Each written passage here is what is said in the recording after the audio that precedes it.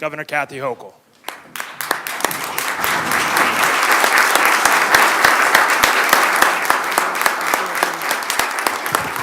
Hi, everyone. Good afternoon. Good afternoon, everyone. First of all, I want to thank my partners in the budget process, Senate Majority Leader Andrea Stewart-Cousins and Speaker Kyle Hasty, and I also want to tell them I'm looking forward to this. We've done this a number of times, and I believe that we are laser focused on delivering for the people of the great state of New York, and so looking forward to the journey over the next few months. I want to thank my extraordinary senior staff that is here today. They work tirelessly.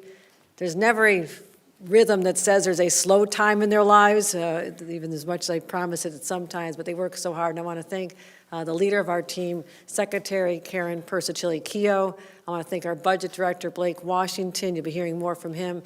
Our counsel, Brian Mahana. Director of State Operations, Catherine Garcia. Acting Director of Policy, Jackie Bray. I also want to acknowledge our statewide officials, Lieutenant Governor Antonio Delgado, our State Comptroller, Tom DiNapoli, for their work here as well. Senate Majority Leader, Michael Gianaris, welcome. New York Assembly Majority Leader Crystal Peoples-Stokes, glad to see everyone here. Finance Chair Liz Krueger, Assembly Ways and Means Chair Gary Pretlow, and Senator Rob Ort representing the Senate minority, and Will Barkley representing the Assembly minority, and all my other partners in government. Yesterday and over the weekend, I spoke at a number of celebrations to honor the life of Dr. Martin Luther King. And I referenced a number of his speeches. And he said this: life's most persistent and urgent question is, what are you doing for others? I answered that question 1 week ago today when I presented a comprehensive vision for New York. Now, the State of the State book outlined over 200 policies focused on building safe communities and helping hard-working New Yorkers get ahead. Because, as I said, your family is my fight. Today, I'm going to walk you through how we bring this vision to life with our fiscal year 2026 executive budget proposal. A budget is much more than numbers. It tells a story of who we are, what we value, and who we're fighting for. New York is a complex state. We have great wealth and great need. And our challenge is to foster an environment where success thrives while making those who feel left behind, they can still see a path forward. That's the balance we've worked hard to achieve throughout my entire 3 years as governor, working with the leaders here today, working with the legislature. During that time, let's talk about the story of New York's resurgence. We've been through some tough years together. But during this time, we've become financially stronger, surpassed our recovery targets. We accelerated growth in jobs and in the economy. We've reduced unemployment, increased the minimum wage, and tied it to inflation. We put shovels in the ground in historic infrastructure projects and accelerated the innovation jobs of the future with AI, semiconductors, quantum computing. And we've catalyzed housing production all across the state after years of stagnation. Our own Buffalo is now the hottest housing market in the nation. We made our communities on Long Island more resilient against hurricanes and severe storms. We battled wildfires in the Catskills, fought floods in the southern tier, managed snowstorms and tornadoes in western and central New York. And we've reduced crime, funded police at record levels. We've elevated our parks, our arts, our culture, and now our tourism is reaching record highs. And most importantly, we've achieved all this incredible progress without raising income taxes. But the truth is, many families do continue to struggle. Nationwide inflation, the rising costs at the grocery store, every month working New Yorkers having to face such difficult choices on how to stretch all their dollars. That's why this budget is laser focused on putting money back in New Yorkers' pockets. This will be a $252 billion budget, funded by revenue that is up nearly 8%. And importantly, we've maintained our reserves at historic highs of more than $21 billion. We're investing more in New Yorkers because we have more resources to do so, and we're doing it responsibly. I know many of you were watching the transition in Washington yesterday, looking at it rather anxiously. Let me be clear. Changes at the federal level will create new challenges for our state and for programs that New Yorkers care deeply about. It's already started. And if Republicans in power there cut critical funding streams for Medicaid, education, child care, utility assistance, and the list goes on, those who are hurt need to raise their voices and direct that anger at Washington and push their members of Congress to fight for them. Because New York and other states will simply not be able to shoulder these costs on our own. So I'm looking to our congressional delegation, particularly the Republicans, to prevent the cuts that will harm New Yorkers, their own constituents. And if they fail, they must be held accountable. But even with this cloud of uncertainty, I pledge New Yorkers this: I will do everything in my power to protect your interests. Our budget priorities reflect what New Yorkers expect: common sense solutions that make real people's lives just a little bit better. We're delivering 3 major forms of tax relief. First, I'm fighting for an historic middle-class tax cut, $1 billion of investment to bring rates to their lowest level in 70 years. This means real relief for 8.3 million New Yorkers. Second, I proposed a one-time $3 billion investment to provide immediate relief with inflation rebate checks, $300 for individuals, $500 for families. And third, we're tripling the child tax credit, an $825 million investment that will provide up to $1,000 for children under the age of 4. That credit will go up to $500 for school-age children in 2026.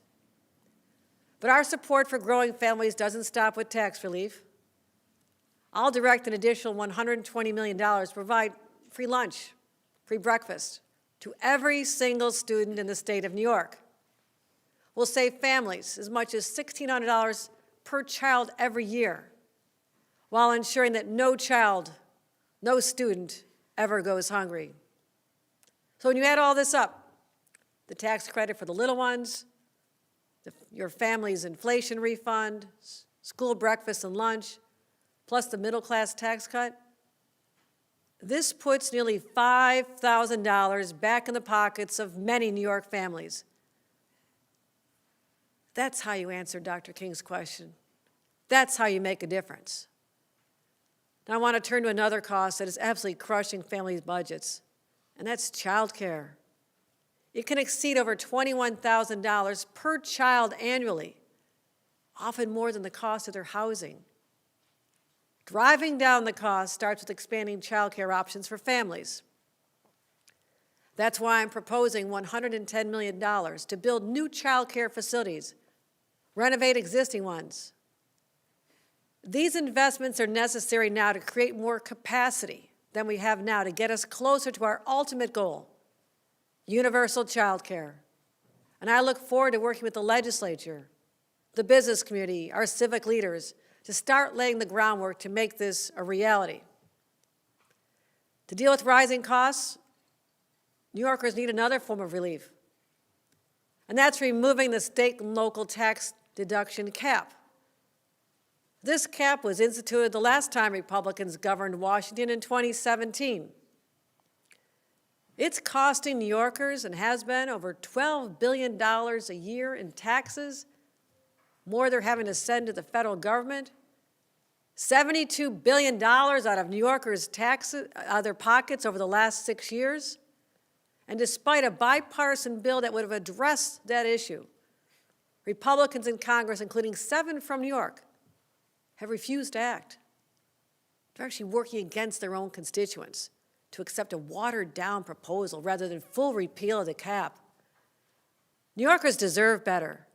As governor, I say this: Full repeal or no deal. Let me repeat, full repeal or no deal. Let's talk about another major driver of affordability, housing. For my generation, your generations perhaps, buying a home was a dream always within reach. But for today's young families, it's just a pipe dream. We need to change that reality. And this budget takes bold steps to do just that. We're making a $1 billion state commitment to make New York City's ambitious City of Yes a plan that's now a reality because of our investment. That means 80,000 new homes over the next 15 years, homes that wouldn't exist if the state didn't step up to help. We're also putting $100 million towards starter homes and down payment assistance for first-time home buyers. And we're taking a stand against predatory private equity firms by instituting a 70-day pause on their ability to bid on residential properties. Remember that big bag of carrots I showed you last year to give to those communities that would help us build more housing? Well, it turns out we're having even more carrots this year. We'll continue our pro-housing communities. The number keeps growing and growing. I'm so proud of this. We have our $650 million in discretionary funding, all pooled together to help these communities. But because there's such demand, we're going to add an additional $110 million. This is for the infrastructure projects, the planning expenses, the sewer that's necessary to help them grow. I know this coming out of local government. Because I've said before, the costs of housing and rent will never come down if we don't increase the supply. I'll say it 1,000 times. We have to build, build, build, and build some more, and have the courage to do so. But it doesn't matter how many homes we build if New Yorkers don't feel safe where they live, where they work, and travel. From the moment I became governor, I made public safety my top priority. One of our main focuses has been New York City subways. We've launched teams of trained professionals to help those caught in the throes of mental illness. We deployed 1,000 National Guard, state police, MTA transit police, all to protect our critical infrastructure, our transit systems, and now we're giving NYPD even more support. Partnering with Mayor Eric Adams and the NYPD, we're placing officers on every overnight train from 9 p.m. to 5 a.m. And these patrols began last night. People saw them. But also, it's dark down there. How about more LED lighting to brighten it up? Additional platform barriers and modernized fare gates so we can collect the money that's now being evaded. And we'll commit an additional $45 million to our National Guard to ensure that their presence is visible. And also, we're going to strengthen our laws involving involuntary commitment. Our subways, as I've said, cannot be rolling homeless shelters. We must have the ability to help those who aren't able to seek help themselves, or are refusing help with the basics because they don't have the mental capacity to make those decisions. This is about showing humanity for fellow human beings who are suffering from mental illness that is literally putting their lives and perhaps the lives of others in danger. In addition to our focus on New York City, we're continuing our statewide approach to fighting crime. No governor in state history has invested more to eradicate the scourge of gun violence in our communities.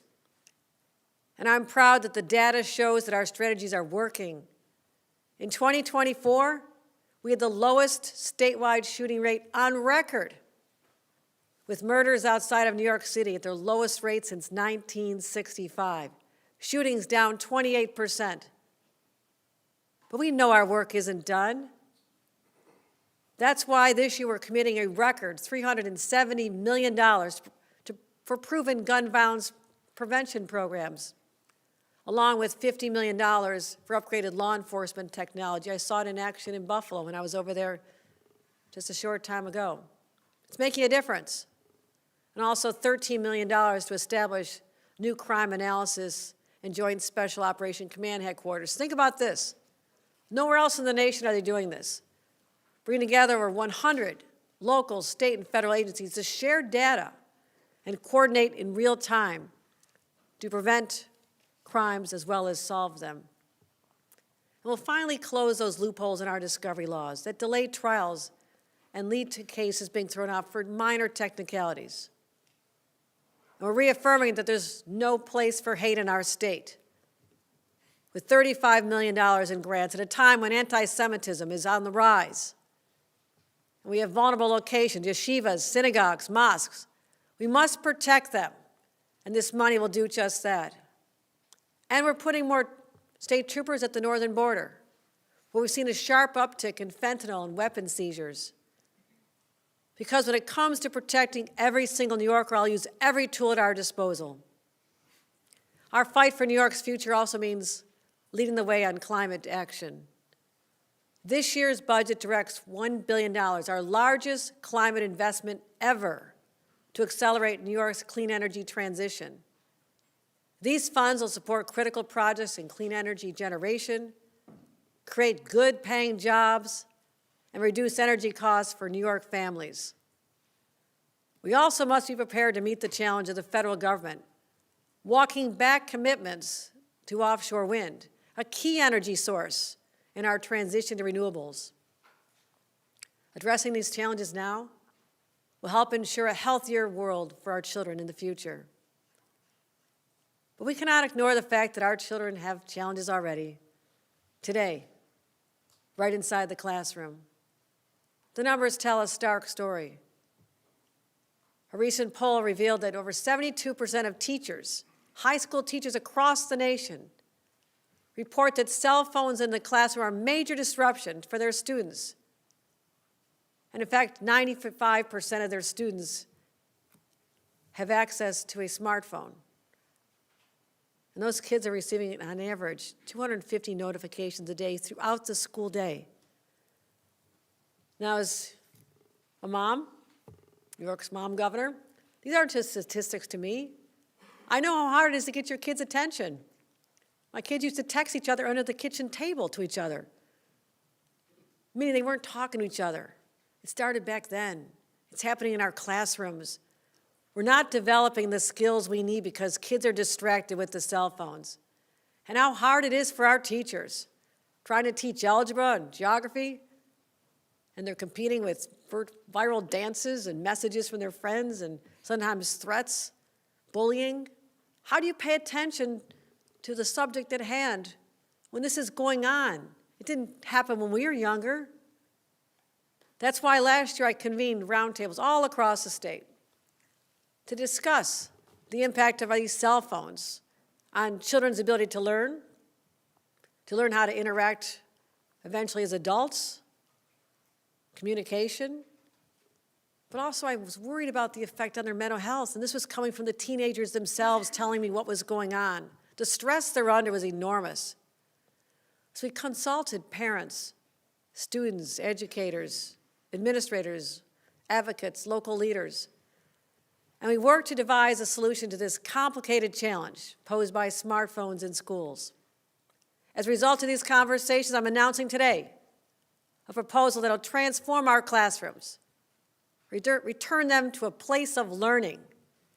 And that is a new statewide policy to make classrooms in the state of New York distraction-free so our children can focus on the things that matter, learning. By the start of the next school year, every student will be required to disconnect from their devices during the school hours, bell to bell. That means during class, at lunch, in the hallways. Our kids will finally be freed from the endless disruptions of social media and all the mental health pressures that come from it. Schools will have flexibility in how they implement this. Districts can decide how they want to store devices. Many are already doing it. And they can ensure compliance. And of course, there'll be exceptions for those students who need devices for medical reasons or to assist non-English language speakers or for students with learning disabilities. We'll accommodate all of them, of course we will. And the state will provide financial support for this transition. But every school must establish a policy to help these students finally thrive without the addiction of their cell phones during class times. That's just the first step, though. We need to give kids safe places to play again. Let them be kids again. Our new Unplug and Play initiative will steer young people to healthier pursuits and nurture minds and bodies. We'll fund 100 new playgrounds, create 100,000 out-of-school activities, and we're building on the incredible popularity of our last year $150 million investment in the New York Swims Initiative. We'll add another $50 million for more pools to be constructed, because I know they're making a difference, and provide free swim lessons to tens of thousands of New Yorkers. There are a number of other elements, very important elements of the budget I want to discuss. My budget director, Blake Washington, will go into more detail. But as top line, first off, school funding. We're beginning the process of taking targeted steps to modernize the state's outdated foundation aid formula. We're replacing a 20-year-old poverty metrics data with current census data to more accurately determine student need. This will ensure that state dollars go to the students who need them the most. And let me be clear, I know any change is hard. And whether it's working or not, the status quo is always easier, right? That's why it's important to know that the vast majority of schools will receive more money than they would have, even without these adjustments to the formula. And I want to thank Bob Negna and the Rockefeller Institute for undertaking review and providing really thoughtful recommendations. Now let's talk about one of the largest spending drivers of our entire budget. That's Medicaid. Nearly half of all New Yorkers rely on publicly funded health insurance. The state's share of Medicaid funding this year will be over $35 billion. Over the long term, we'll need to take action alongside the federal government to manage this growth, which is not sustainable for New York taxpayers on the current trajectory. We'll take smart steps to control costs while protecting services. And we've secured federal approval already for a new managed care assessment that'll generate $1.6 billion annually. And we're investing $1 billion in our safety net hospitals. We need them. And continue our innovative social care networks. We'll continue to ensure that every New Yorker has access to quality health care regardless of their zip code or their circumstances. There's also another essential service that must remain strong: our public transit network. 2 years ago, we faced a fiscal cliff at the MTA, and working with the legislature, we took action. We secured over $400 million in operating efficiencies, provided over $1.1 billion in annual funding, all of this to ensure that the lifeline for New York City's economy, and therefore the state's economy, remains affordable, efficient, and reliable. And we must ensure that the MTA has the capital funding required to keep the system running and to deliver new and expanded services that the commuters deserve. MTA is developing an updated capital plan to propose to the legislature and myself. Once we receive it, we'll determine the best way to fund it. And this obviously will be resolved before the end of session. And I'm confident we'll deliver a plan that advances critical projects, like extending the 2nd Avenue subway, connecting Queens and Brooklyn through the Interborough Express, new Metro North stations in the Bronx, and faster service in the Hudson Valley. Beyond public transit, we're also strengthening our broader infrastructure. Just over the last year, we improved over 3,100 bridges and enhanced more than 2,300 lane miles of highways. And now we're proposing an additional $1 billion for our DOT capital plan, bringing this to an historic $34.1 billion. We're advancing transformative projects all across the state, replacing the I-81 in Syracuse, similar opportunities, the Cross Bronx Expressway. Here in Albany, replacing the Livingston Avenue Bridge, reimagining the waterfront along the 787. Same in Buffalo, we've been working on the Kensington. We're making long overdue investments, also with our $1 billion Pave Our Potholes program, which I saw in every corner of Long Island, potholes that used to be causing damage to vehicles now finally being repaired.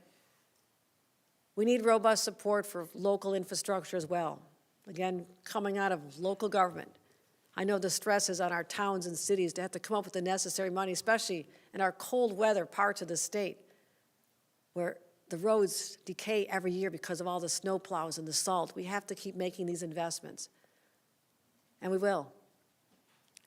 So I've outlined some of our major top-line priorities for the next year, but there's much more to this budget that I believe will make a real difference in people's lives. That's what this is all about. At this time, I'd like to ask our Budget Director, Blake Washington, to give us an overview of the state's finances and walk us through some of the other important investments that we're making. Blake Washington.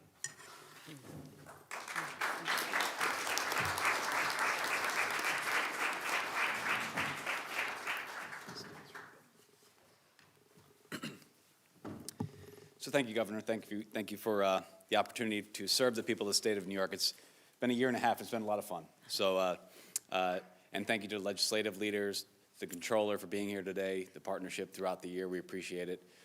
Our colleagues, the commissioners that are here, and my colleagues in state government. Just thank you very much for being here. So we're going to go through some slides that keying in on some of the items that the governor has already spoke about, but we'll just jump right in. As the governor mentioned, let me get here we go, working the slides here. As the governor mentioned, we have a all-funds spending total in the executive budget of $252 billion, which is a 3.6% increase over last year. The all-funds budget includes things like the state operating dollars, federal funds, capital spending. If you look at just the raw state support, state operating funds, that's up 7.9% to $144 billion. Importantly, the executive budget does not include any income tax increases and includes several proposals to address affordability. Those proposals in total equate to $5 billion. We will return surplus revenues to state taxpayers throughout the state, 8.6 million of them through the inflation refund. We'll cut taxes for the middle class. This will be the second time that under the governor's leadership we've cut taxes for the middle class in 4 budget cycles. The taxes would, as a result of this action, be the lowest level in 67 years, and for a cumulative benefit of $2.7 billion. We'll enhance the child tax credit, and we'll also provide for free school meals. Now, to accomplish all this, the fiscal health of the state of New York must be in sound shape, and pleased to report that it is. Our economy is strong. Last year, the S&P was up over 23%, the NASDAQ 29%. And as all of you know, the state of New York has an outsized dependence on the performance of Wall Street. It's the number one driver for revenue in the state of New York. So when they do well, the state of New York does well. Unemployment remains low at 4.3%. Personal income will continue to grow over the planned period, also impacting our receipts. High inflation rates that we saw during immediately following the pandemic have subsided. But as we know, the prices have not fallen commensurately. That kind of goes back to the $5 billion impact that the governor's budget provides. How do we get money back to the people to address those high costs that linger today? CPI is projected at 2.8%. And I'm not keeping up my slides. Here we are. Forgive me. Underemployment. We have, as everyone knows in this room, our economy was impacted disproportionately by the pandemic. Our jobs took a real dive in the midst of the pandemic, and it's taken us a while to rebuild. But as of spring 2024, state employment has returned to pre-pandemic levels, which is really great news. But even more so, we have 400,000 current jobs to open throughout the state. The state is open for business, so hopefully anybody that's out there hearing this address or knowing about it, the state of New York has a job for you in every corner of the state, upstate, downstate, and everywhere in between. The state's revenues are strong. This time last year, our view in the division of budget was less optimistic than it was today. We had some flagging receipts which improved over the negotiating period, and working with the legislature, we were able to restore some of the items that we had initially had in the executive budget just on performance of receipts alone, reflecting and adapting in real time to deliver last year's budget. Coming into this year's budget, since then we're about $6.5 billion over plan projections from last year. And coming into 26, we believe that will carry forward. We think that PIT, personal income tax, will drive the variance in 26 to the positive of about $4.7 billion. The state's fiscal health is sound. It's based on a few different measures that we follow tightly in the division of budget. Number one, the governor's initiative to provide for the state's highest level of reserves, $21.1 billion in reserves. Those remain at the historic levels. They're not touched under the 26 capital plan, financing plan. The state has a AA+ credit rating. We're coming into this year and to fund some of the initiatives that the governor's laid out. We have $5.3 billion in surplus revenue receipts in the current fiscal year alone. Under the governor's leadership, we've committed $13.6 billion in pay-go to avoid more costly debt. That's just over the last 4 years. We've paid $11 billion to further reduce debt payments in the out years. We now have the lowest debt to income ratio since the 1960s. We also, I should note that our cumulative out-year gaps remain manageable. As a result of this plan put before the people today, the out-year gaps are changed by approximately $4 billion across the plan period. So this budget does not inflate out-year gaps either. On the immediate horizon, there are several unknowns that could negatively impact the state's economy. Starts in Washington, D.C., where uncertainties abound for all of us. We're still learning. We're a day into a new administration, and I think that we all know there's going to be changes. Certainly, but as it relates to the economic position of the state of New York, tariffs and federal tax policy could impact inflation. Immigration policy looms large. Geopolitical shocks and changes in the international trade could result in supply chain disruptions. Changes in federal spending priorities, of course, are something that would have an outsized impact on the state of New York. And I think that you have to look no farther than some of the stuff that was in the public domain just last week, a list of potential revisions in spending for health and human services programs totaling $2.5 trillion over the Congress's plan period. So those things, when we look at those policy prescriptions in black and white, we know that those would be a real shock to the programs that New Yorkers hold so dear. So on to spending growth. The big items in this year's budget is a 14% growth in our Medicaid program and a 4.7% growth in school aid. In any year when dealing in the state of New York, those are always the two cost drivers in spending, and that carries through the current year's budget.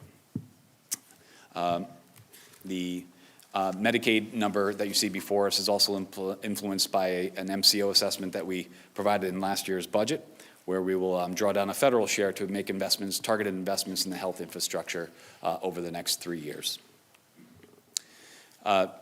This chart before you here kind of just details again where Medicaid and school aid are. We'll get to those in a moment.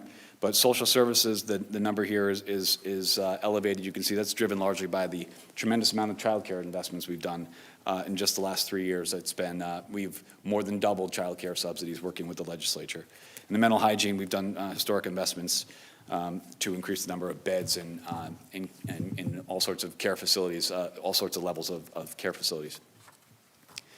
But just diving into Medicaid for a moment, before we go into Medicaid, the governor alluded to this earlier, but we have to recognize that when we talk about Medicaid, we're talking about seniors and children, expecting moms, persons with disabilities, and everyone in between. 7 million persons in the state of New York, our friends and neighbors, are recipients of the Medicaid program. When you add the Essential Plan and Child Health Plus, you now are up around 9 million persons in the state of New York that avail themselves of publicly sponsored health insurance programs. We're very proud of that. We're very proud, the commissioners here, to know that we have a robust level of coverage between publicly sponsored plans and commercial plans. We have a deep penetration where the people of the state of New York, when they need care, they have accessible care at their fingertips. Having those many enrollees and that level of penetration does cost us $35.4 billion in the current year. It's a $4.3 billion year-over-year increase. Most of that increase is driven by stubbornly high enrollment post-pandemic. About 900,000 persons are on the Medicaid program that did not exist pre-pandemic. We also have strong growth in the managed long-term care program, enrollment growth. Pharmaceutical costs are elevated, but also included in that number is the impact of the MCO tax. Again, drawing down the federal share and reinvesting it in the state. We're sort of just on as a financial plan matter, you kind of count twice. So that sort of impacts that value. I I'd say that the number here is large, and I think that, we're in the Division of Budget, certainly the senior team, we have a continuing dialogue, I think, on how to restrain health spending. It's one that will continue throughout the year in consultation with advocates and consumers, associations, and the providers. I think one of those discussions we've already begun with health associations is, what does the state of New York do? What do we ask of you to run a business that just makes it onerous? What costs you more money? What are regulations that could be changed that don't have an impact on patient care, doesn't have impact service delivery, but maybe makes your job easier on a day-to-day basis? Those are the questions we're asking for of the health associations. It's been a productive, they've been eager to advance these ideas, and we'll hear them out. But also, we shouldn't shy away from tough decisions, particularly when our singular goal is to preserve state resources for the consumers that need it most. Responsible stewardship in this space means that we shouldn't be committing resources to management organizations that are often shadowy, that would not exist but for the Medicaid program. State taxpayer dollars fueling bulk mail campaigns, print media campaigns, digital ads, all intended just to scare people and to mislead people. We don't need to pay for that with state taxpayer dollars. We don't need to use state taxpayer dollars to fund AstroTurf campaigns, planes over the Capitol building. None of that is necessary for the use of state taxpayer dollars. We should all be alarmed by that. Because every dollar that's spent in that sector and that side and on that nonsense is a dollar that's taken away from the people. So I think as we look into the Medicaid budget, we're always looking to sharpen our pencils. We're always looking to refocus and to get back to basics, make the common sense choices to sustain the program in the long run, but trim away the fat and the unnecessary nonsense as we move forward. As I alluded to, the MCO assessment will provide $1.6 billion in reinvestment over the plan period each year. We'll invest in our hospitals and nursing homes. We'll provide for expanded safety net transformation. We'll also offset some of that large year-to-year growth on state spending. Just last week, the governor, Friday, was at Jamaica Hospital announcing some of the investments that we started in this year's budget to transform Jamaica Hospital into the community hub that the people so desperately desire. We've also done something 6 months ago at Kaleida. There were other initiatives announced on Friday as well, which are in Glens Falls and in Montefiore, really wonderful wins for the communities. We want to keep building upon that. The MCO assessment helps us do just that. On education, as you're all aware, it makes up a sizable portion of our budget. We provide $37.4 billion in school aid, which is a $1.7 billion increase year over year. And in just 4 years under the governor's leadership, we fully funded foundation aid for the first time, and simultaneously increased school aid by $8.1 billion, and just inclusive of this budget, in just 4 years' time, a 28% increase, giving the resources to the districts to teach our leaders of tomorrow. As the governor alluded to before, we have updates to our foundation aid formula. We are going to replace the outdated census poverty data. We're going to change it with what we call SAPE, S-A-I-P, S-A-I-P-E, a universally accepted variable for catching up to meeting the students where they are, more accurately assessing need. We have free and reduced price lunch data, which will be swapped out for economically disadvantaged data, a universally accepted metric, which counts your number of public assistance recipients, SNAP recipients, a more truer measure of what poverty might be in a school district. We drive additional aid under this plan to low-wealth school districts, and we guarantee each district in the state of New York will get at least a 2% annual increase. Home stretch on transportation, we have a $32.7 billion assumed in the executive budget for the MTA's capital plan. These data you've seen in prior iterations from the MTA itself. We have this budget calls for a $3 billion commitment from the state of New York, $3 billion from the city of New York. The MTA itself has offered that they can provide $12.3 billion in capital financing through the plan period. And based on federal shares as they exist today, about $14.5 billion from the federal government to fund the MTA. Of course, we will need to adopt a capital plan working in concert in tandem with the legislature and the MTA, and that's something that will warrant further discussions in the next handful of months. And as the governor alluded to as well, you know, just talking about the MTA in a vacuum, we want to make sure that the state of New York knows we're listening. Throughout the fall, we've heard from contractors and labor and all the persons that interface with our state's roadways. And they've said, you know, there's a lot of stress on because of inflation and inability to take on new projects. We're sort of we're robbing money from the next capital plan, pulling it forward to pay for the stuff today. The governor's budget provides $800 million to just provide for those inflationary increases in the core program, which is a win to make sure that projects are delivered on time and in a cost-efficient manner, because the more you delay, the more costly these projects get. We have $100 million for CHIPS and touring routes, and $100 million for non-MTA transit systems.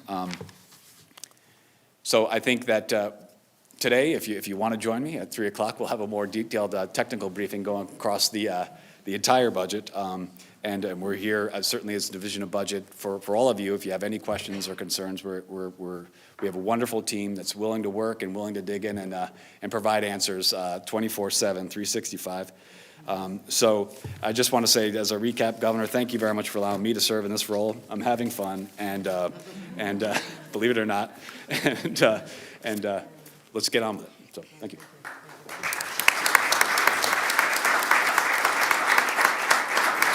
That concludes our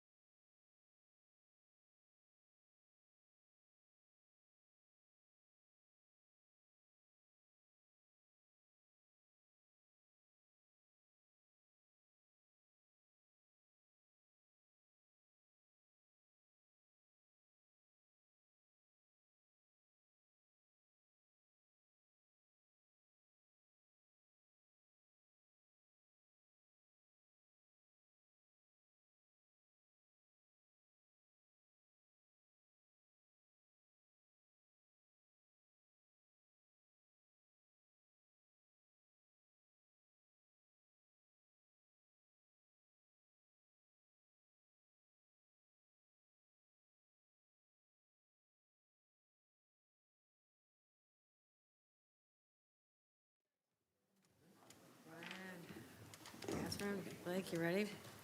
All right, good afternoon. Thank you all for staying. I know you all have deadlines, so if you all want to leave right now and take care of what you have to file about how great the budget was, I understand. No takers? Okay. Any questions? All right, let's start with Jimmy. Great. Governor, This guy. If this is about the Buffalo Bills, I'm happy to answer, Jimmy. The do you prospects think for next they won, or weekend. do you think it was just that someone dropped a pass? You really? You're going to go there? Really? The Superior team won. So, focused on something less important, which is the budget.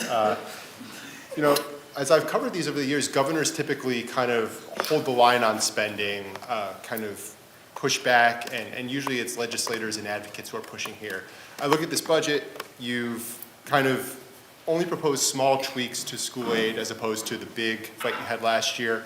On Medicaid, you're not advancing any major restraints or costs beyond CDPAP, which was actually enacted last year. And with a $5.3 billion surplus, the bulk of that is going out the door. I'm wondering, are you avoiding fights in this budget? Is this just sort of a low-friction, easy pre-election budget? No, I think when you get to your fourth budget, you've accomplished a great deal of what you set out to do.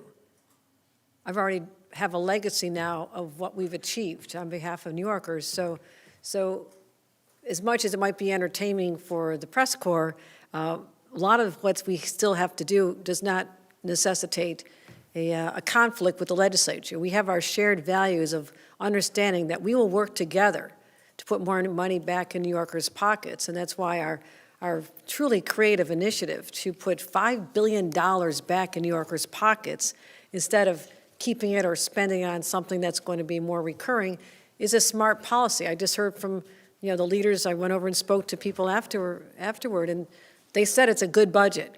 And why not start with a good budget and focus on some policies that I think are really important, like cell phones, and working on some discovery reform, and working on involuntary commitment for people who need mental health care. So what we're talking about is we'll work through the numbers, and the numbers are solid. I mean, we wouldn't, this is a balanced budget.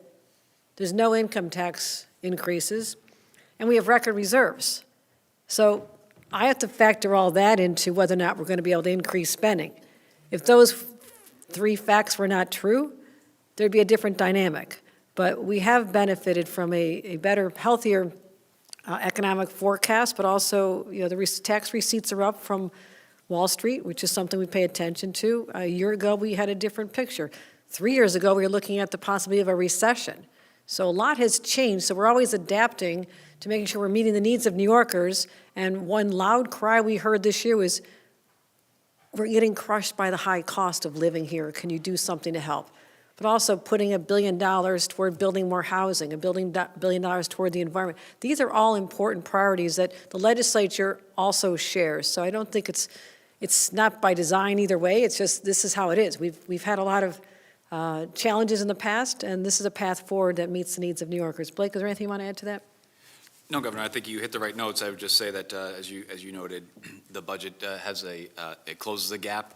It does not materially add to out-year gaps, and we're in a good, strong fiscal position. Thank you. All right, Nick. Governor, you may not be wanting to fight with your fellow Democrats here in Albany, but it certainly seemed like you were willing to take a much more aggressive posture with House Republicans, especially if there are spending reductions at the federal level. Mm-hmm. Should there have been some sort of mechanism built into this budget or future budgets in the out years to consider or accommodate or at least plan for a likely reduction in federal aid, either in the Medicaid program or other areas of social service spending where we rely on for the federal government? I was crystal clear. States are not going to be able to backstop the loss of federal dollars. So you have to put the responsibility on the people who created this, and that will be their elected leaders in Washington if they support a budget that results in significant cuts in programs that New Yorkers rely on. So I'm just simply framing where the debate should be. It should not be with the state legislature or the governor. It should be with those who are part of an administration if they support Donald Trump's budget plans. Again, it's still very early. This is all evolving. But just based on what they've already been telegraphing, that the responsibility goes on the Republicans who are elected to represent the state of New York to restore cuts. If there's a budget put forth that hurts New Yorkers, then they better be the ones who fix it. And by the way, New Yorkers would also like $12 billion back in their pockets every single year instead of having it go to Washington so they can waste it down there. That has been the state tax system since Abraham Lincoln was president. It is double taxation to not be able to deduct what you're already paying in state and local taxes. And as I said, full repeal or no deal. Just go back there and fight for that. So yes, I'm putting the responsibility where it belongs. Anything to add on that, Blake, anybody? Not much, Governor. I would say that we also have a strong partnership with the legislature. There's some of the smaller, you have a sound fiscal budget. Some of the smaller actions, we always adapt in real time, but these big items, Governor, cannot be solved on a state side alone.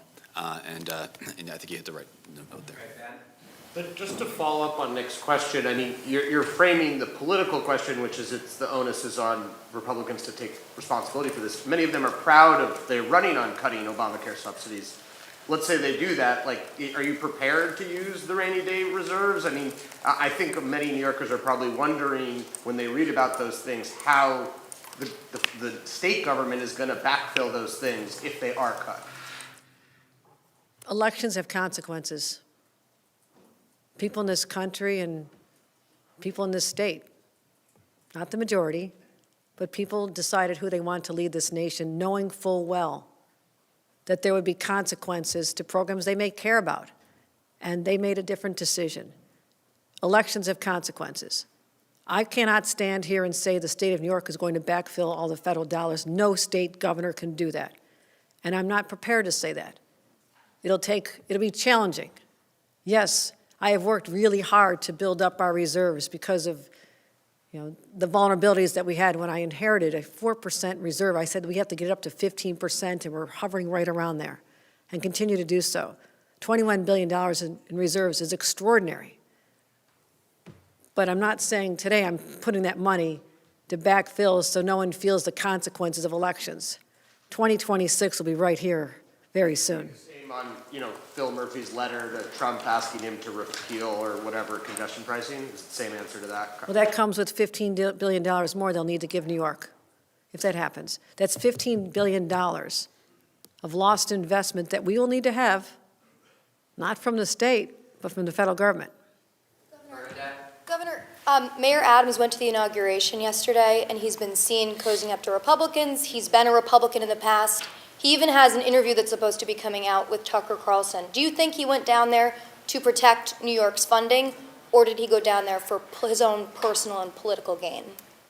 I cannot speculate on people's motivations. He said he's there to advocate for New York, and that's exactly what he said. So who am I to second guess that? And also, Governor, a follow-up on Brian Benjamin, his case was dropped.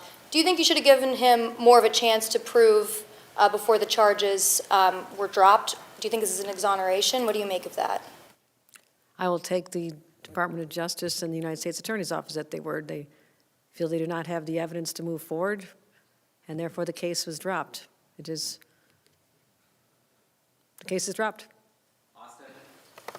How much of a factor did the Rockefeller report play in you crafting your education budget? And also, what do you say to people who would argue that you didn't go far enough in reforming foundation aid? This is the start of a journey. As I said, changes are tough. The status quo is the status quo because enough people have never challenged what that's all about. We have never been afraid to challenge the status quo. Believe me, I know. It's hard. And what we began last year was a process to use the right data. I mean, for anyone to think that we're using 20-year-old or 25-year-old data related to poverty and census as determining where the money should go in 2026, 2025, that was wrong. So what we did is we took information from them to talk about what the right metrics are to be studying for that. So that was an important contribution from that. But also, we will get this right. I mean, we have to make adjustments based on other factors as well going into the future. But for now, at a time when school districts are still reeling from the high cost of inflation, we need to make sure that we're not having them have to endure cuts because if you kept them where they are, they're basically almost 3% behind automatically because the cost of everything they need to run their facilities, run our kids' education system, is basically shortchanged because the cost of inflation continues to go up. Hopefully we'll get to a time where inflation is not such a factor, but it still is, and it's making it more expensive for everything. State government's more expensive. We didn't even talk about that as one of our cost drivers. Our costs are up. We put the fuel in the snow plows that the DOT uses and the salt barns and our construction projects and everything we touch has gone up as well. And that's been a major driver as well. So it's happening in our school districts. We're going to continue adjusting the formula. This is not the end. We're not finished with it yet. Okay, Tom in the back. Governor, right here. Last night you released a statement regarding birthright citizenship and what President Trump had signed in terms of the 14th Amendment. In that statement you said New York is prepared to take any action within our power to ensure that that part of the Constitution, the way you interpret it, is enforced, I guess. What action would that be in that aspect? That would be a lawsuit that's currently being filed by the Attorney General's office. We're working very closely with the Attorney General. I want to thank Brian Mahana for anticipating, since the election, all the areas where we might need to take some legal action to protect the rights of New Yorkers. I've said all along, I'm going to stand up and protect their rights. So this is basically, it's one of the very first things that come out of Washington, to literally deconstruct the United States Constitution and say that language that is actually in there does not matter. I would simply encourage the leaders in Washington to focus on what people actually ask for when they're electing you, which is you're going to help us with the cost of living, you're going to help us with all these other issues that I don't think this was top of mind for people. These are people that are literally born in the state of New York. They're born here. They don't know any other place. So this is an attack on our values, and we work closely with our Attorney General's office, and I anticipate that she'll be filing litigation in coordination with other attorneys general, and I suspect their offices will be very busy. Anything to add on that, Brian? I want to ask Brian, is there anything to follow up on that? Yeah, I mean, the president and his team have been signaling for some time that they were going to take aim at birthright citizenship, and so as part of the Empire State Freedom Initiative, we've been working with the AG's office on this issue for some time, and in particular, the Department of Health and the Office of Children and Family Services have helped provide data and information to help support the Attorney General's lawsuit. Would you go beyond a lawsuit to keep these individuals from being deported? Well, Law enforcement, something of that aspect? we're just reviewing scores of executive orders. My understanding that this one goes into effect 30 days.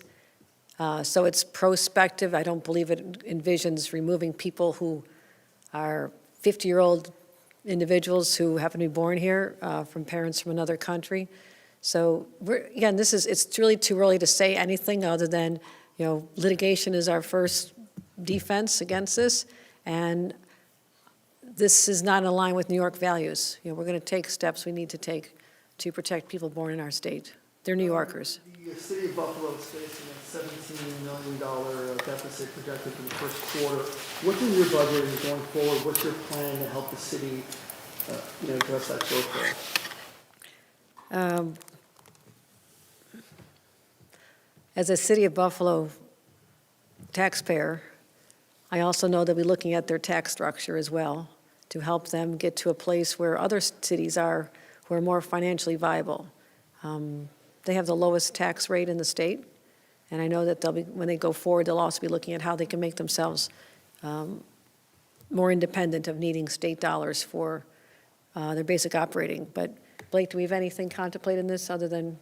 There's a continuation of last year's one-time AIM increase for municipal governments. The city of Buffalo would get a renewed $5 million for that purpose. There's also, I would just say that to the extent that there's housing initiatives or things that they would otherwise be spending their own resources on for shovel-ready sites, and we have a bunch of different policies in the executive budget that help to meet municipalities' needs. Again, shovel-ready sites, childcare development centers. Doesn't really. It may offset some of the costs that they have in the hopper, but at least for the gap. The one item that we have is the $5 million in AIM. So if you're the city of Buffalo, what should you be excited about in this budget specifically for Buffalo and Western New York. You'll be excited that your residents are going to get $5,000 back in their pockets if they have a family and a few young children. So this is a broad-based affordability agenda. We're also going to continue the investments in law enforcement, as I saw so wonderfully demonstrated a short time ago. Those investments that are going toward everything, using all kinds of technologies to solve crimes, whether it's and unmanned aerial systems, whether it's the license plate readers. So I will continue supporting the City of Buffalo's law enforcement efforts significantly. We're also going to continue working and building more supportive housing. I drove past the former Perry Street projects. This is an extraordinary project with primarily state dollars that has taken what was a wasteland of abandoned projects built in the 60s and turning it into beautiful homes. So you'll see major investments in homes. Our initiatives with Kaleida Hospital, we just announced money over at Roswell, a significant portion of money going for their cell and gene therapy unit. So I can't say the City of Buffalo, here's a chunk of money, but we can break out for you the money we have spent and will continue to spend in the City of Buffalo for really transformative projects. Okay, Alex. Governor, you talk about border security in your budget this year. You want to put more state troopers on the border. You want to expand to license plate readers. North Country and border representatives have talked about how law enforcement, state law enforcement, local law enforcement can't work with federal border agents. They can't collaborate because of the state's green light laws. Are you looking at reevaluating the green light laws, especially in light of what Tom Homan has said he might do to states that continue to block? No, I'm talking about adding state police, I think it's $8 million, additional $8 million, to just help with the border security when people come through the border, especially when it comes to drug interdiction. We're also working with the Native Nation up there to help facilitate our resources to find drug traffickers and human traffickers and others who are creating, creating chaos. And we also, this is not about letting people committing crimes get away with it. Our policy now and will always be that people who commit crimes will go through the criminal justice system, and at the end of it, if they're convicted, they'll be deported. There's nothing that stops us from cooperating with law enforcement in these areas. So I think people misunderstand the impact of state laws. We're not changing them. Commissioner Bray, do you want to add anything on this? Yeah, absolutely. So we already coordinate with law enforcement, between state law enforcement and Border Patrol along the northern border. There's tremendous amounts of coordination, and that includes coordination around any time there's a criminal warrant out. It includes coordination around any time we have people crossing who are on existing watch lists or who are known to have existing, problematic associations. What this money is specifically going to do is to beef up our capacity to coordinate on investigations with Border Patrol and then beef up the type of technology we need to intercept trafficking, whether that's guns, drugs, or human trafficking. Jason? Governor, a question about putting the officers on the subway trains. I wanted to ask, when you first rolled out, you announced that you were doing this, it really sounded like the state was fully funding this. Then a few days later, it's made known that the city is going to pay for half of it, the state is going to pay for half of it. First of all, was that always the plan, and is this kind of like a reimbursable program?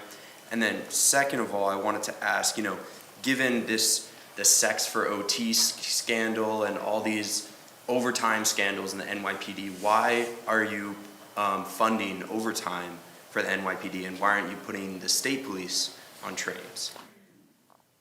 Well, first of all, NYPD is dramatically larger by multiple numbers than the state police force. So we don't have the scale in any sense of the word. I will say this, I've invested more in beefing up the ranks of our state police than any governor. We've had from 2 graduating classes a year to 4, trying to increase our numbers because I have used them in countless ways. I mean, gun interdiction, and they actually were very involved in the shelters for migrants. They're involved in the subway protection. So I still don't have enough. Aside from individual scandals. It does not mean the rank and file NYPD are involved in this. And what we could do is contribute. I cannot create more people. I cannot create more police officers at the NYPD. They need to hire more and have more people go through academies. That's essential.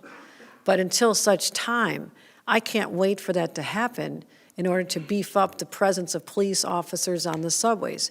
So we are picking up the overtime costs for these individuals, approximately $77 million to get us through this next budget, and then we'll pick up more after that. So this was just to get us in, get it started with no further delays, and I believe, maybe the Commissioner knows, this is a reimbursable program based on what they have to submit us the invoices for the time that they spent working, and then we reimburse her. Catherine? That's absolutely correct, Governor. And they did start last night primarily on the letter lines. And this is where you want to be using overtime so that you can flex up and down. So there are appropriate places for overtime in a uniform agency. This is one of them. Was the plan always to split it 50-50, or was that decided after your announcement? I wasn't negotiating the details of this. I said I want police on the subways figured out. Someone wants to amplify that. I said, we're not talking about, we're just doing it. They need the money, put the money there now. Let's get us through this next budget. We'll see how this is working. But let me point out the success of what we've done in the past. Last January, after seeing a decline in subway crimes in the fall, which we were proud of after we put more police and cameras and our SOS teams to help those who are homeless. For some reason, last January, we saw about a 29% spike. I'm off a little bit, maybe 28% spike in crimes on the subway last January. And that's when I sat down with the mayor, the commissioner of police, and everybody. We sat in a room with my team of experts and said, what do we need here? So we concluded more bodies, but they didn't have more bodies hired. I said, well, why don't we put state police in there as well as the National Guard? It's the first time we put the National Guard in. And we'll also, continue ramping up resources. But we also know that at this time, we have this. I want to do even more, so that means we have to pay the overtime. So it's just part of an overall strategy that I believe will start having an impact. Again, we know the vulnerabilities of the subway during certain times of the year as well. It just makes sense. There's more people with challenges, our homeless population, people with mental health challenges, riding on the subways when the weather's really cold, like right now. This dissipates when the weather breaks. So you don't need as many police officers on the subway trains, et cetera, probably later spring, early summer. So then as our Director of State Operations said, we can make adjustments. These are not hiring people that we may not need later. Flexibility comes from having overtime payments that will reimburse to ensure that they're being accurately calculated. Anything else, Commissioner? No, ma'am. Catherine? No, that's correct, ma'am. Governor, the new president is taking a very hands-off approach to the tech sector. I was curious, with him returning to the White House, to what extent, if any, are you kind of rethinking how the state ought to approach regulating AI, particularly when it comes to algorithmic bias? Well, you know what we did with the students and the children? And my view is that we have to do something to protect the most vulnerable population, which is under 18-year-olds. The young people are being bombarded all day long with addictive algorithms that they do not request, but also creating this sense of anxiety that has just been amplified so many times over, which is one of the genesis of our decision to go after cell phones in schools. So we'll continue working on this. I do think that if there is to be overall regulation of AI, the federal government is the place to do it, and time will tell whether or not there's any change in the administration. I've not heard any prioritization of this in the Trump administration thus far, but we'll see what happens. Anything else on that? I would just add that we are looking to do some more in this particular budget, particularly around child porn, on images created with children's pictures. And is the companion app legislation still in there? I didn't see it in the budget book, but it was in the state budget book. The companion. Oh, yes. Right, so we have a proposal in this budget, in the state, and in this budget, to make it so that if an AI companion, if an individual starts talking about self-harm, they're connected immediately. They're disconnected from the AI and connected immediately to real help. Obviously, we've seen real tragedies happen with, kids under 18 who are driven to take their own life because of the relationship and the feedback they're getting from an AI bot. But to return to the original question, Governor, it sounds like you have not rethought your approach to AI with Trump back. No, I'm not rethinking a lot of things with him in office. We're just carrying on business in the state of New York, delivering best service we can for our constituents. And we'll deal with the challenges as they come. You know, a challenge just came. We have litigation working with the Attorney General's office, and I think there'll be many more ways that we're going to stand up and do what we have to do to protect New Yorkers. But I also want to make sure that, you know, we just focus on what we have to do here, which is running the great state of New York. It's the largest economies in the world. We have a lot of work to do. We're going to continue creating more AI jobs. My challenge is to create the power generation for that. Offshore wind is an important part of our strategy, so I would encourage people like the new EPA administrator who knows what those jobs mean to Long Island, and if they're all of a sudden disappear, I think that's a question you might want to ask, like, what are you going to do to help your neighbors get their jobs that they were counting on?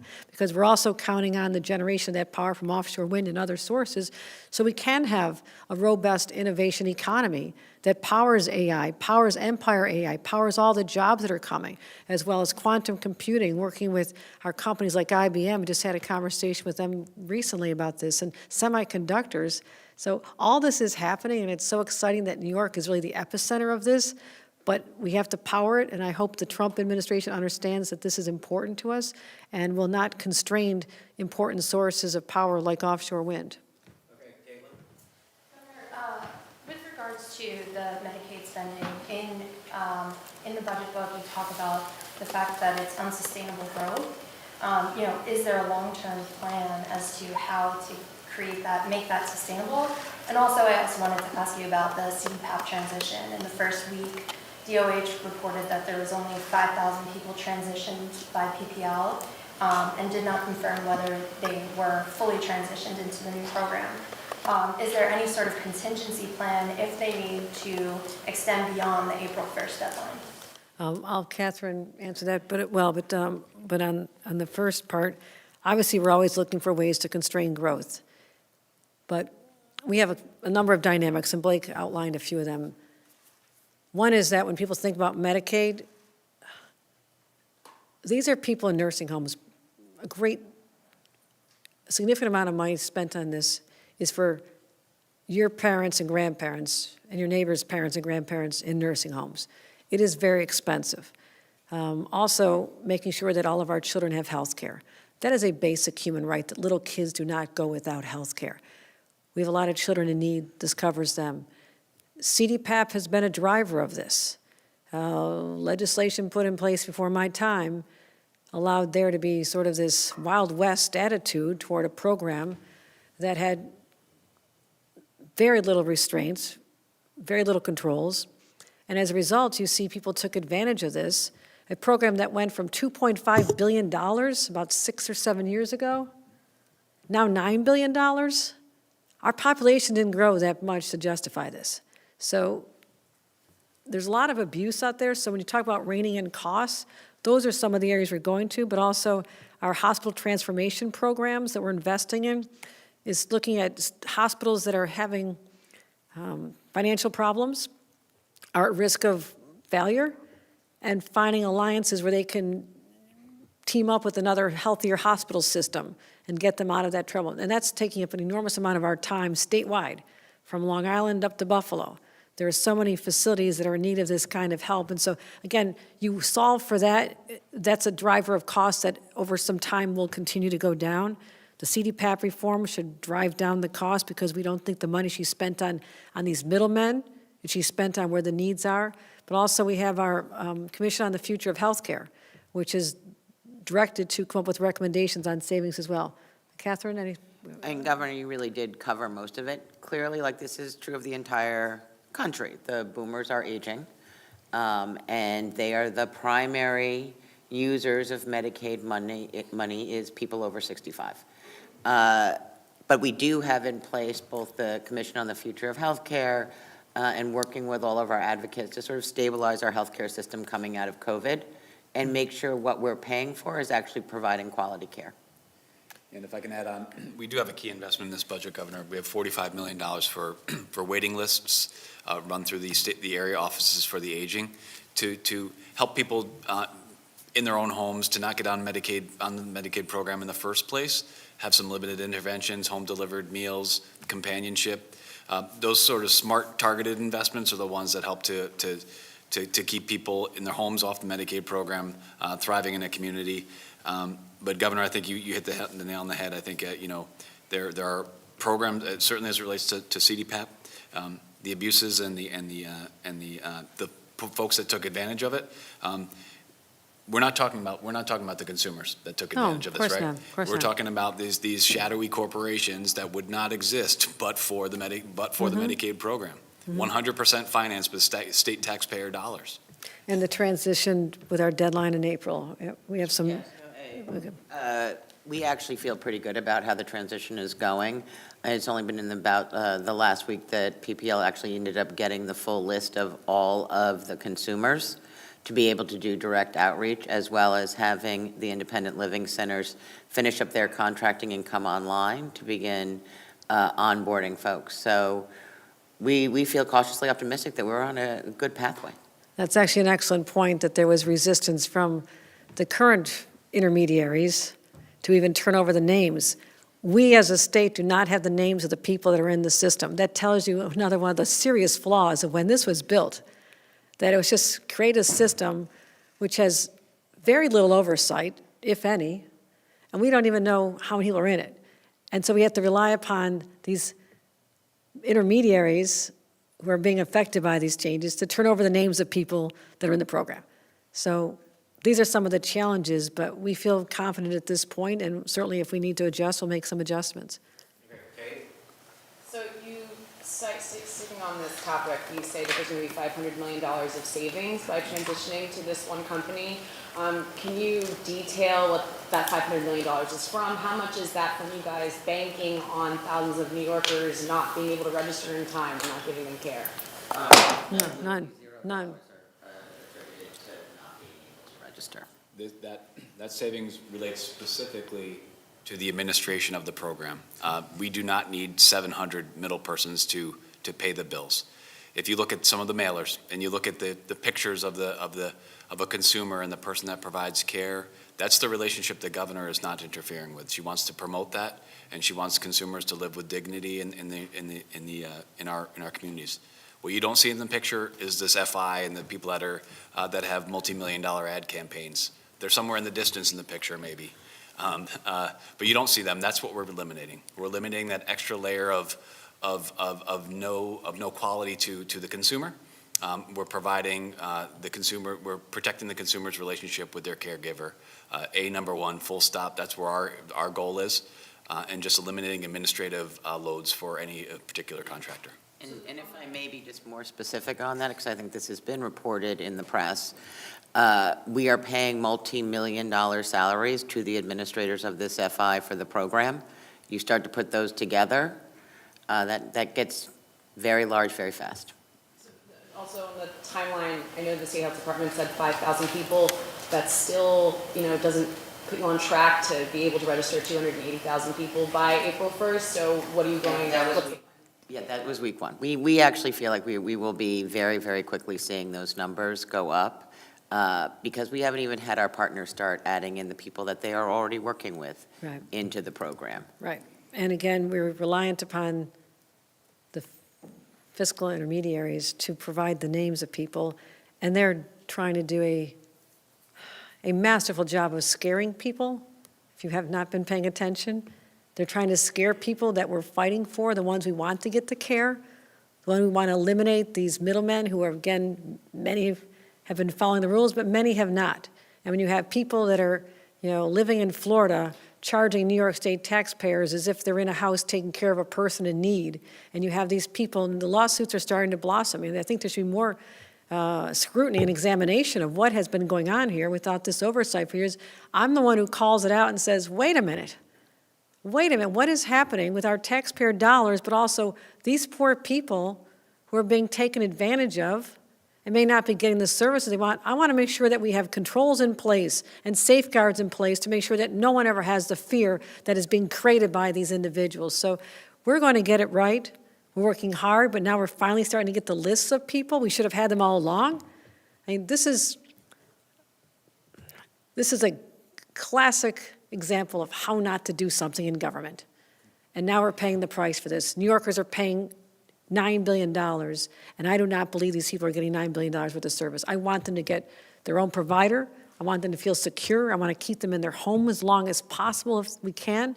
These are the people I care about, not the people that are scamming off the program in the middle.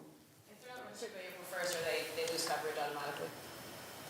I'll just say that when we adopted this provision in last year's budget in consultation with the legislature, the governor's charge to myself, to the state operations team was the revenue is the savings are very, very important. What's more important is preserving the care relationship. That's paramount. We will adapt as we go. Thanks, Vaughn. Governor, wage growth and employment growth are expected to slow in New York in this upcoming fiscal year. Why is that? Job growth is leveling off. We have 400,000 open jobs. The rate of growth is slowing, according to the briefing book. It's been on fire. Yeah, I'm not saying that. Right. What So- are you referring to? Tell us what you're So referring to. when the division of budget projects those data, we consult economic houses across the board. There are blue chip consensus that we align with. These are macroeconomic trends in the economy that people forecast forward. Reminding each other, as Catherine just said, we have had substantial growth in the last handful of years. We're on job creation post-pandemic. We were building back, but you still have the higher base. So naturally, as you get to a higher base, the amount that you grow year to year just slows down a bit. Obviously, I think even in that forecast, put an asterisk next to it with what might come as we always qualify with risks. With with federal economic policy, monetary policy, that could also shift those data as well. But right now, we feel very confident of that level of growth. We use that to feed it through all of our models and how we project revenues for the state of New York. That's how we put together our financial plan. And the rating agencies? Yep. We provide all this as a level of disclosure to our rating agencies. We talk to people throughout the year, economic pros that tell us you're a little high or a little low. We have a finger on the pulse there, and we feel very confident in those data. I am concerned about possibility of tariffs, for example. I mean, our North Country businesses and the ripple effect that we would have could be severely damaged by any disruption in our trade with Canada. I mean, if you go to the northern border, and the northern border starts, Erie County has 4 border crossings. You go all the way on up to the North Country. There's an incredible synergy, which is not the normal context of dealing with a foreign country. Those are our neighbors across the border, and a lot of people, from New York go to school in Canada. They come back, same thing. And the cross-pollination of industry, especially in our transportation manufacturing corridor, where we want to be purchasing billions of dollars of new train cars for the MTA. Those are expecting manufactured upstate, but some of them have been Canadian companies, and some of the supply chain comes in from Canada. So this is what we also have to calculate, and I want to be convening people who are very thoughtful in this space to help us project what some of the headwinds we should anticipate if that happens, but how we head them off. Is what is going to be required of us to be able to maintain the growth that's been on fire for a number of years. But as you're right, I think it's an excellent observation. You go so fast, of course you're going to level off because you just can't keep at that pace. But we have a lot of jobs in New York, 4.3% unemployment. When I was growing up, there was a 1 in front of that. It was at least 14.3%. So that's the world I come from. Great, all right, we got last one, Marie, and then everybody can ask Blake the rest of them later this afternoon. Yes, okay, got to get back to that, yeah. President Trump is again moving to withdraw from the Paris Climate Accords. Last time around, New York helped form the U.S. Climate Alliance, passed a landmark climate law. Your administration has faced some challenges in implementing that law, saying you aren't going to hit the 70% renewable target. You've delayed implementation of the cap and invest regulations that would help achieve those goals. In light of this pullback on federal action, do you plan to accelerate that process with cap and invest, or are you too concerned about the upfront costs to New Yorkers? I am the co-chair of the U.S. Climate Alliance right now. We issued a statement in response to the announcement that President Trump was withdrawing us once again from the Paris Agreement. We are going to continue on the path we're on. We're going to continue investing. That's why when you heard me say today the $1 billion to basically fund the projects that we would have under, if Cap and Invest was in place today, so we're actually accelerating our growth toward a renewable and clean energy environment, and also to create the jobs that we're anticipating in that space. The fact that about a month ago, I signed the Superfund, the Climate Change Superfund Act.